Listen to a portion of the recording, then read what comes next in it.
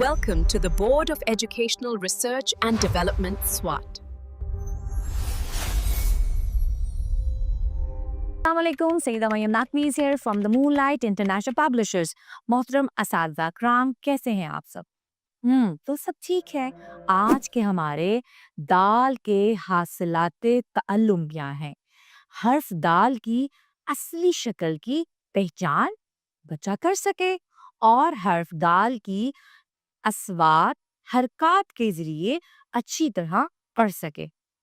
हमने सिखाया बच्चे को अलिफ, अलिफ मद आ, बे का खानदान, जीन का खानदान, दाल के खानदान में आज बारी है हर्फ दाल की। इसको पढ़ना कैसे सिखाया? दानिश दे डाला दुम्बे को दाना, दाल की कमर को गोल बनाना। जैसे हमने बे की फॉर्मेशन सिखाई, जीम की सिखाई, इसी तरह दाल की सिखाई।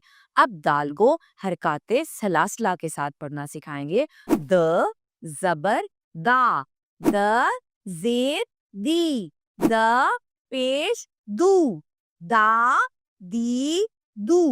उसके बाद ज़ख़ीरा अल्फाज आपके पास है दीवार, दूध, दरवाजा और दरख्त। इसके अलावा दस्ताने आप फ्लैश कार्ड बनाकर बच्चों को बहुत अच्छी तरह से सिखा सकती हैं। कहानी दाल से दी है, उसमें आपने बच्चों को कहानी सुनाने के बाद मुख्तलिफ सवालात पूछने हैं कि दूध पीना किसको अच्छा लगता है।